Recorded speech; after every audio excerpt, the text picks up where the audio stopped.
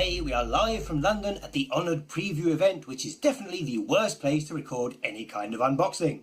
But hey, this is the core box set for the Legend of the Five Rings game published by Fantasy Flight Games. On the back it says it plays in 45 to 90 minutes and serves 2 players, which is actually quite optimistic. And it recommends 5 packs of standard sleeves and 1 pack of mini sleeves.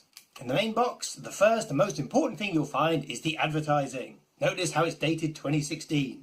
The next thing is your Learn to Play booklet here. And unusually for a Fantasy Flight game, there isn't the 2-book system that we've seen before. There is a single Learn to Play guide, and the rules reference is downloadable from the internet as a PDF. It is 36 pages, it is in full colour, and there is plenty of artwork, and also plenty of story as well. Legend of the Five Rings is a very thematic game, where you're encouraged to care about the protagonists and both watch and be involved in an unfolding storyline.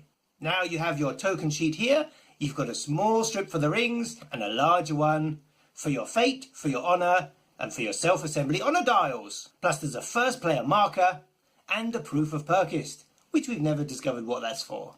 It uses the standard box size and has a standard box insert, but note this is a lovely deep red in contrast to the deep green of the Arkham Horror series. You have 2 packs of full-size cards contained in Ziploc bags so you can reuse them, and usually there is no coloured language sticker. Next you get 2 plastic plugs so you can assemble your honour dials, and then you get a pack of 20 small honour dishonour cards, again with their own handy Ziploc bag.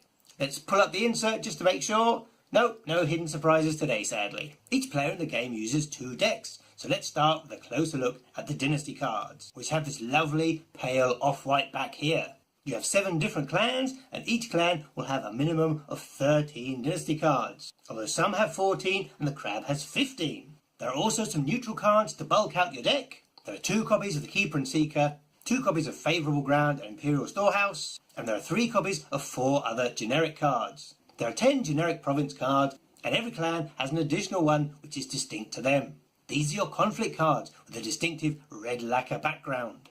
Most clans have 10 conflict cards, apart from the Crane which only gets 9, and the Dragon which has 11. And there are 14 neutral cards, each of which comes with 2 copies. You have 5 Seeker and Keeper cards, which are double-sided with Seeker on one side and Keeper on the other. You have 2 rules reminder cards, which detail the effects of the rings on one side, and they have the turn order and the different phases on the other. And then you have the double-sided Imperial Favour, which has a bluey-grey political side and a red military side. And again, there are 20 of the mini cards with honoured and dishonoured. There are 40 fate tokens and 50 honour tokens. To assemble your honour dial, you take these 3 components here. You need 1 base, 1 top, and 1 little plug that goes in the middle. Simply pop out the centre of the base, pop out the centre of the top, and then pop out the little window. Oops! Oh, it's a bit bent, so don't do that. Good job you get 2 in the box, eh? Take your little widget like so, pull it apart into 2 halves. The wider section goes at the bottom, so push it through the base like so. Place the top above it, notice it's slightly smaller, and then push the top plug in, and voila, it's all ready to go. And there you have 1 honour dial ready to play, slightly crumpled, so don't do that. For your honour and fate tokens, look for the side which has the clearest definition on the cut. That'll be the front, and you want to push your tokens through from this side, because there's less chance of them snagging and tearing. The front here is where the die cutter goes in and pushes through the cardboard. And it's the same with your rings. Push them through from the military side, because that's where the strongest cut is. Pop, there you go.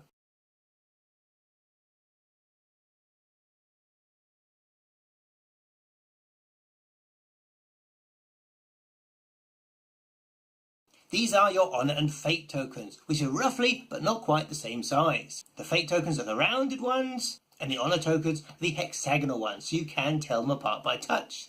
The 3 coins for reference, the 2-cent euro, the 1 US cent, and the 1 English penny. And as you can see, the rings are a little bit chunkier.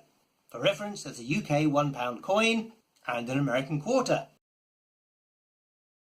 This game uses standard size gaming cards, so if you're okay with things like Magic the Gathering, you should be alright picking up and flipping these cards. If you are having trouble picking up the cards, invest in some thicker top loaders and that will make them easier to handle.